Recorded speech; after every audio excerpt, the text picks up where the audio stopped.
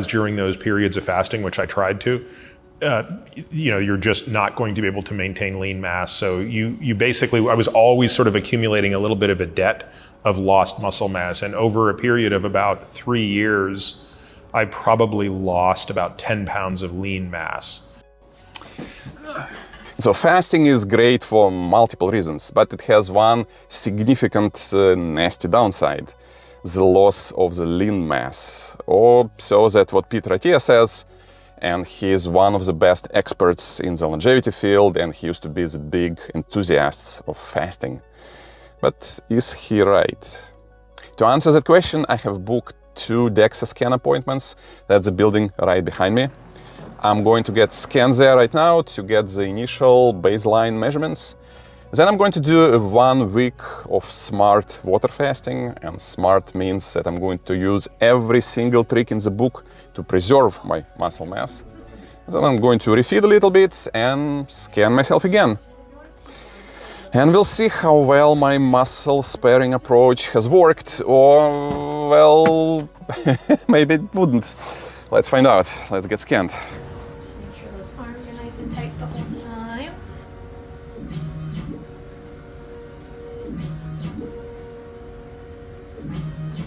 Is it done? Yeah, you're all set to hop off there. Awesome. Just see everything. I'm running an experiment on myself. Oh, okay. Yeah, no, I'm happy to. Yeah. Sure. All right. So as we started, you're on, you have a B+ for your overall body composition today. So for the first one, we have body fat. You are 39 pounds of body fat, 22.2%. So for men, we tell them to shoot for a range of 14 to 24. So you are in that range, which is good. Now that I'm home, I want to see what my smart scale is going to tell me. We all know that they are cheating bastards, but oh, by the way, that's what that 20-ish body fat percentage looks like on me if I sort of flex, right? And if I completely relax. So the goal is to lose about half a pound there. This button up here, this is belly fat. It's going to be the visceral fat. Okay. So this is the one people refer to as the bad fat. It's yep. under your abdominal wall, but it excretes inflammation into your body, which leads to metabolic disorders like type 2 diabetes, hypertension, cardiovascular disease. So this is why we want this one to stay lower. 1 pound or lower is considered safe, and you're right there. So that is good. And then basically when body fat comes down, visceral fat comes down. And then sometimes cortisol can help to rise too. So getting a good night's sleep or doing things that relax you can be useful in this respect. And let's see what the scale has to tell us. 10.4. Lean mass, this is going to be your skeletal muscle in addition to your organs. You have 130 pounds of lean mass. 74% of your body is made up of lean mass. Okay, so appendicular lean mass index is a rating of how much muscle you have in your arms and legs in relation to your height. It's plotting you a little bit below average. It would like to see you increase by about 12 pounds in your arms and legs combined to meet an optimal appendicular lean mass index. So according to the Dexa scan, I'm slightly under-muscled. But what does it mean in the number of pull-ups I can do? Let's find out. And the second question is, how this number is going to change after a week of fasting, not eating for about 7 days. Of course, it's not a very scientific measurement, but combined with my second Dexa scan, I think we're going to get a lot of information to think about. And what I consider a pull-up is going all the way down and then going all the way up to your chest. Let's do it.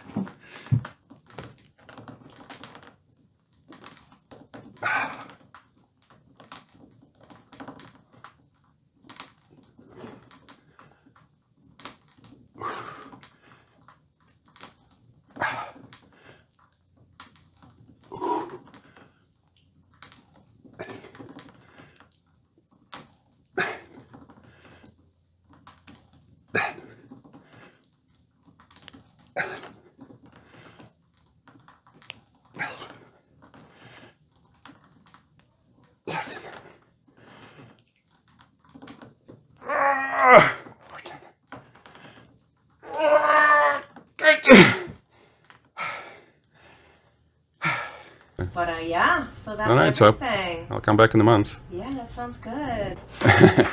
All right, so as I said, there are a couple things which I have in mind to make this whole fasting adventure easier and muscle sparing. And number one is in these bags. So I'm going to show you and you can try to guess before I give you the full explanation. I just did a little bit of shopping and have here is double fat, good culture, cottage cheese, some hummus, a little bit of greens, fiber, Lily's chocolate, no sugar. I have there. I have another Lily bar, just if I need some sweet things. I have half and half. I have bone broth. That's actually for recovering from fast. I have hummus. I have macadamia nuts. I have avocados. Then I have some chicken liver. On the protein, I also have some sardines coming up in the mail from Amazon, and I have plenty of salmon in my fridge. And a couple just green tea, sparkling green tea, and one frozen keto bread. So, what this is all about? Well, let me show you my ketone meter. Success, analyzing. All right, so you see, that's what I got. 0, as expected. But that's exactly why I got all these very specific foods. One of the reasons you lose muscles is protein-based gluconeogenesis, which means that your liver turns amino acids into glucose, blood sugar, to support your body and organs. But you see, you can also run on the ketones, sometimes even with better results, but it takes time for the cells in your body to train to do that, efficiently at least. And the idea is to practice it now with extra protein support, so later, when I start fasting, my body already knows how to use ketones well and can leave the amino acids alone. And the muscles, they are always in this turnover, and this way you have much better chances to recycle the proteins back into them. And of course, when you are fat adapted and when you start fasting, you feel so much better to begin with. So it's like a win-win-win. And a couple warnings about ketogenic diet. Number one, ketogenic doesn't mean by default that it's a good quality. You still need to mind what you're putting inside of your body. Number two, ketogenic doesn't mean low calories. In fact, it might be high calories. And yes, insulin is going to be low, but keep in mind that you can lose weight with high insulin and gain weight with low insulin, so don't overeat. Third, be mindful of the balance of fats, monounsaturated and saturated, because it's very easy to get too much saturated fat and spike your ApoBs. I have a separate video about it as well. And yes, as I said, insulin is going to be low, blood sugar is going to be low, so it's lower risk, but it's still a risk. So keep a good balance, get some avocados, get some olive oil, etc. And finally, don't forget your fiber. So, preserving amino acids from the muscle breakdown is one strategy. But how about reducing the breakdown in the first place? And there are multiple ways to do that. Some has to be done during fasting, and we'll get to that when I stop eating for good. But one approach is better to be started ahead of time. And that's why I'm Rhonda Patrick's t-shirt. There is something I've already mentioned before in How to Quadruple Your Omega-3 Benefits deep dive. And now we are transitioning to the most important part of the story. Omega-3 fatty acids resolve inflammation, preserve muscle, improve skin elasticity, preserve muscle, preserve muscle. Yeah, one of the unique benefits of fish oil, among all others, it slows down the muscle breakdown. And that's exactly what we need. But it takes time to build the omega-3 index. So it's something you have to start weeks or months prior. If you haven't seen that video yet, don't forget to subscribe so you can watch it as soon as possible and avoid wasting your money. Another beautiful morning. I've been on ketogenic diet for 5 days. So let's see how we're doing. I feel especially ready today.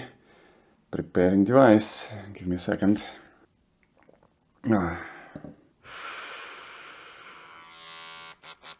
Success! Hopefully it's high. Yeah, high enough. Because I do feel it. Yeah. That's quite awesome. Maybe I should stick with ketogenic diet for a couple more days to get even more adapted, but I feel a little cocky and going to start now. Hopefully I won't regret it later. But to help me operate, I'm going to cheat a little. I'm going to have extra fish oil and I'm going to have my coffee with a little bit of this. I don't have to, but because we are talking about smart fasting, I wanted to address one question which gets repeated every single day in every fasting community. Will X break my fast? So let's consider the following.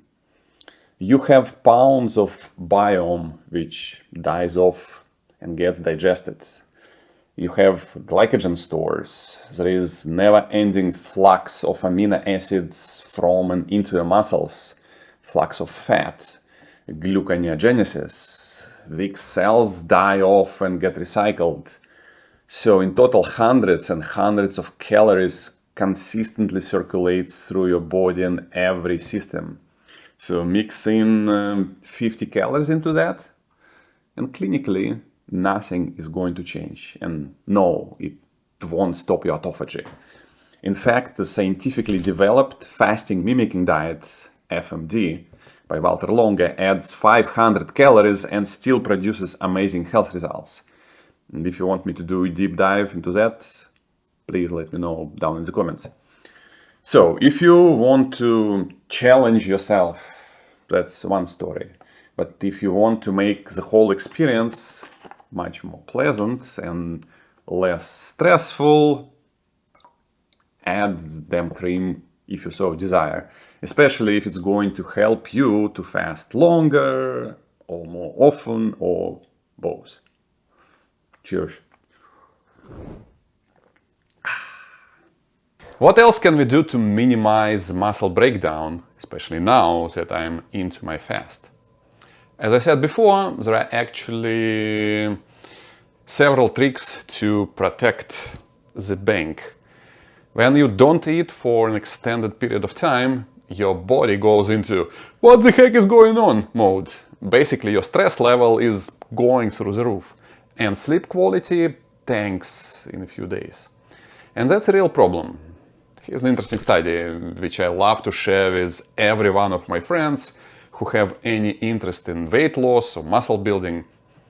The people in the study stayed in calorie deficit to lose weight, but one group had a good sleep and another not so much. The first group lost fat to muscle 50-50, kinda confirming Peter Attia worries about fasting. And the second had even worse, 25 to 75% of the muscles basically were melting from them. So the bottom line is, sleep quality plays a huge role in the body composition even when you're operating on the same calories. And here's why. Sleep is great because of the elevated growth hormone and reduced stress. You're getting paid for the exercise you did. And the opposite, when you are stressed, and fasting is a stressful endeavor, Your body produces cortisol, and cortisol is a catabolic hormone, basically eating into your muscles. So that's some very expensive takeouts. So the smart approach, number one, is to heavily lean into any meditation or stress control routine you have. If you don't, check my beginner's video into micro meditations later. Number two, monitor your stress. If you have money, use a smart bed like this one. It's freaking awesome. Or gadget. If you don't, just pay close attention to your sleep quality, because when it goes to shambles, it's a clear sign to stop fasting and refeed. For example, last year on my day 5 of fasting, my HRV dropped like 75% below my normal level. So it was time to unfreeze the bone broth, because we want to fast smart, not hard. Next, sleep routine becomes doubly important these fasting days. So, dark and cold bedroom, same bedtime, bright light in the morning, no bright light exposure in the evening. I personally go for a walk every evening to disconnect, meditate using active micro meditation, and get relaxed before sleep. And also to get some exercise, because mild exercise also helps to reduce stress and promotes good sleep. Which gets us to the third critical point. We already know how to reduce muscle breakdown, we know how to preserve amino acids, and now we need to put them back into the muscles, get our cash back and tax rebates. The sleep routine from before helps with that already, but exercise is a major component as well. That's what creates the signal to rebuild.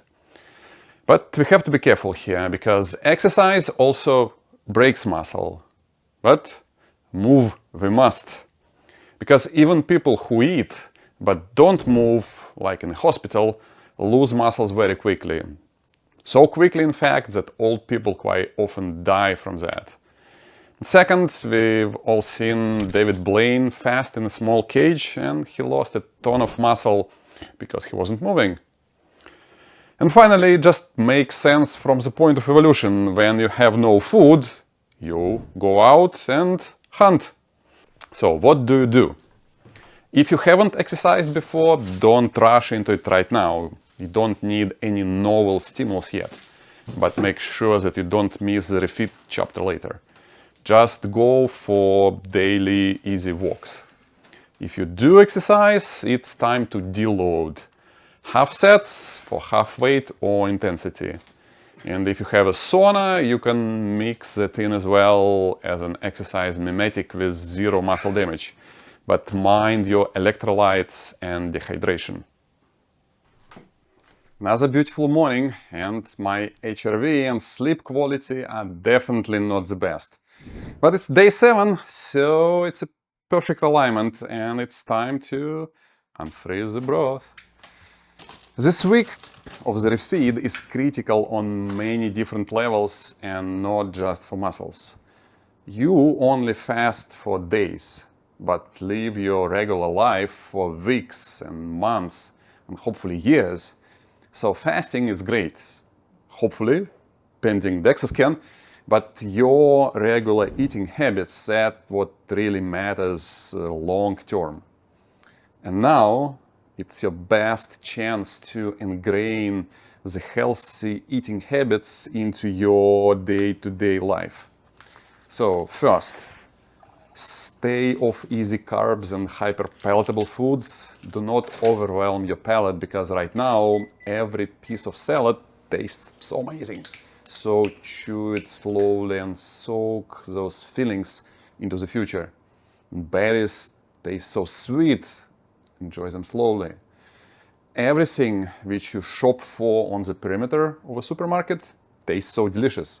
That's how you can really appreciate the wonders of the modern world. We live better than kings, but ignore it. That's what the first week of refeeding should be. A week of gratitude and mindful eating, which ideally you should carry forward into your life and practice every meal. In fact, now that I think about it, cheers. It's going to be a new micro meditation on my list. Yeah. Wow. Yes. But let's get to muscles and exercise on Refeed. First thing we start to ramp up through the refeeding week is protein. And second is exercise. They both are very potent signals to rebuild our lean mass. The human body is wonderfully anti-fragile. What doesn't kill you makes you stronger. And to assist the recovery, human growth hormone is also shooting up after the fasting, and myostatin goes down. Fancy words, but what it means that you get a major leg up and opportunity which should not be wasted. And if you never lifted before, it's a perfect opportunity to start. And if you did, you know what to do. I'm starting as well and keeping my fingers crossed that it's going to work. I just tried full body workout and damn, of course glycogen is not there yet completely in my muscles and creatine is definitely not, but it was hard. I'm a little worried now. I'll find out in 2 weeks, you in 2 minutes. And one amazing thing unrelated to lean body mass but to tiny muscles. My eyesight became so much better. Everything just became so much sharper. That's something to think about and experiment, maybe together with baits and active focus methods for eye improvement in the future. But for now, let's get scanned. You're welcome, you're welcome. Glad I was able to get you guys in. And then if you have any other questions, my name is Carrie. You can just... So hold on a second, how many pounds? Yeah, let me actually grab that. Yeah, As I managed to- 35.7. Last time it was 39. Okay. 5. Okay. Yeah. So in the trunk you have 19.2. Mm-hmm. Last time you were at 20.9. Yep. In the arms you have 3.5. Last time it was 4.4. And then in the legs you have 11.1. Last time it was 11.7. Mm-hmm. So a little bit everywhere lost. Yeah. So the question is what happened with my muscles? That Yeah. was kind of, or also visceral fat. That Of was like, course. So you're at 76%, which is 130 pounds. Last time you maintained exactly. it. Yeah, Okay, that's awesome. That's Yeah, probably yeah.